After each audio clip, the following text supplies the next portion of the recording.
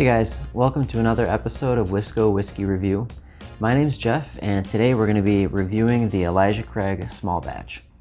Now, this is a small batch bourbon distilled by the Heaven Hill Distilling Company. This is out of Kentucky. This is a 94 proof or 47% ABV bourbon that's batched using 200 barrels at a time. It's non-age stated. Now it's believed to be between 8 to 12-year-old barrels that they mingle together.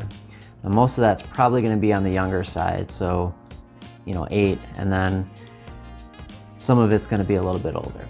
As far as the history of Elijah Craig goes, it is believed that Elijah Craig, being the father of bourbon, was the first one to char the inside of his oak barrels. Now, there are several stories as to when he did this or why he did this or how it happened. One story is that there was an accidental fire in his cooperage or where his barrels were stored, or even in the rick house where all the whiskey in the barrels were kept. Now, this fire was said to burn a lot of the barrels, change the flavor of the whiskeys inside, and then the rest was history. Another story is that they were getting some of these barrels, they were ex-fish barrels, ex-sugar barrels, other things used inside these barrels to store. So what they used to do would be to burn them in order to get any of those residual flavors, smells out of the wood before they'd put the distillate in there. Now, whatever story is true or not, there's tons of different stories. No one knows for sure who was the first person to char the inside of an oak barrel. But Elijah Craig is the person that this distinction is given to. So with a little bit of history there, Elijah Craig was also a Baptist preacher. He lived during the 1800s in Kentucky. He was a pretty prominent social figure as an entrepreneur. He owned several businesses throughout the town, but he was known for distilling and making whiskey. If you've seen any of my other videos, I use a point system, 1 to 10, 1 being the worst, 10 being the best. We'll look at the nose, the palate, and the finish. Now, the nose is going to be what you smell. The palate's going to be the initial and kind of the mid tastes of what you get, what flavors you're pulling out of the whiskey. The palate is mostly toward the back end, so the ending flavors you get, whether or not the flavors last a long time or they finish short. All right, so let's get into the nose here.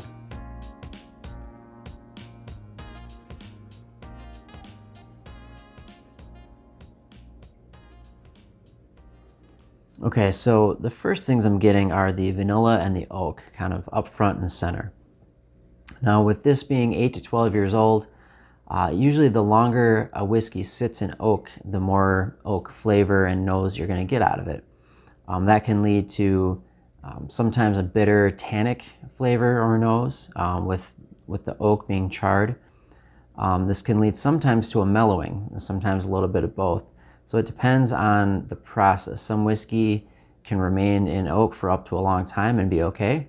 Some of it can be what's considered over oaking, or it'll become almost too bitter and too oaky. Now, this one I'd say is definitely not over oaked because, again, a lot of it probably is in that 8 to 10 year range instead of the 12. But you do get a lot more oak than you do on some other, especially younger, 4 to 6 year old bourbons, let's say. So the vanilla and the caramel and the oak kind of come up front. There's a little bit of butterscotch there as well. Some sweet red fruits. I'm picking up a little bit of apple. I don't know if I'd say raspberry, but I'd say apple, butterscotch. And then you also get a lot of the baking spices too. Now, the mash bill on this is 78% corn. It's 12% malted barley and 10% rye. So the rye content isn't super high, which usually would lead to not a super spice heavy palate. But this one, I don't know if it's just because of the fact that it sat in oak for a little bit, but it is becoming a little bit more spicy kind of in that mid palate. So you do get a lot of the baking spices as well, which again, would kind of signify either a high rye mash bill or a rye whiskey. But this is kind of a lower rye bourbon here. All right, now let's get to the palate. So for this, again, usually the order you want to go in is you smell it first, You can kind of swirl your glass, whip some air in there a little bit. Sometimes that'll help you pull out more smells, more flavors. So after you nose it, then you go in for the taste. And then when you taste it, you generally want it to hit most of or all of the sides of your tongue, the front, the back, middle, pretty much everything. I was also reading an article that said that we have taste receptors also on the roof of our mouth and our throat. So when you sip a whiskey or you're trying it and you want to actually enjoy the flavor, you generally want it to coat all of your tongue, get it to the roof of your mouth, the floor of your mouth. Just kind of chew it, swish it around if you want to. These are all different things you can do to kind of get different flavors out of it. All right, we'll take one more sip here. So much like with the nose, the first things I'm getting here are the vanilla and the oak. Now there's a little bit of sweetness in there. Again, it's very similar to the nose. You're not straying too far from what you get on the nose to the palate. So you get that vanilla, you get the oak. I'm getting some, again, like the kind of sweet red fruits, the apples, the butterscotch. These are all pretty common things that you'd find in most bourbons. Now, from bourbon to bourbon, you're going to get a lot of the same flavors, a lot of the same smells, but each one, depending on the distiller, they're using different grains, they're using different barrels, they're using different methods, and these are all going to affect the flavors a little bit. So they could be using all the same stuff, and they would still come out with different flavors.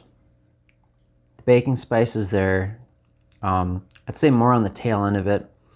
With a lot of bourbons, initially you get kind of more of the upfront sweetness, and then a lot of times it'll linger with the baking spice in the mid to the tail end of it. It's not always the case, but at least for me personally, that's what I tend to experience with my own palate and tastings. And this one is very similar. Now that we've done the palate, we can talk about the finish. Now again, the finish is how long or short that the flavors last after you've drank it, and also what flavors you get on the tail end of it after you've already swallowed it, what ends up lasting or staying on your palate or on your tongue. The initial taste and flavor is a little bit sweeter, and then the back end of it is more of that kind of peppery spice, the baking spices, a little bit of heat. It doesn't quite drink hotter than 47%, but the tail end of it, I would say, gets a little bit on the warmer side than a 47% generally would be. All right, so now that we've gone through everything, let's start with the scoring here. So the first would be the nose. Now again, there wasn't anything that really stood out as being non-typical bourbon smells that I got out of there or in the nosing, but everything that was there was pretty solid. The vanilla, the oak, kind of the fruit sweetness, baking spices. So it's kind of run-of-the-mill, but it was a good run-of-the-mill. So I'm going to give this one a 6 for the nose. Now for the palate, kind of like with the nose, everything there was pretty straightforward. Everything there is done well.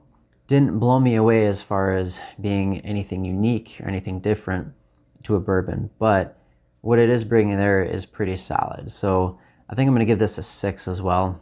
It's not outstanding by any means compared to some other things, but what you're getting is very rock solid, and it's a good palate. Now the finish, I think the thing with me, the finish kind of tailed off a bit. With it being 47%, the proof isn't going to carry those flavors super long like some higher proof or barrel strength ones would. The flavors that we're getting on the back end, the pepper, the spices, those are pretty pleasant.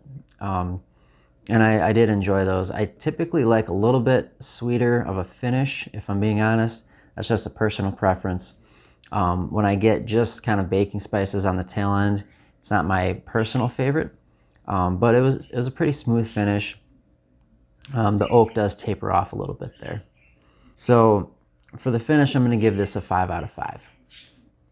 All right, so now we get to the value. Now I think that's where this bourbon shines probably the best. It's about $25, depending on where you live in the country.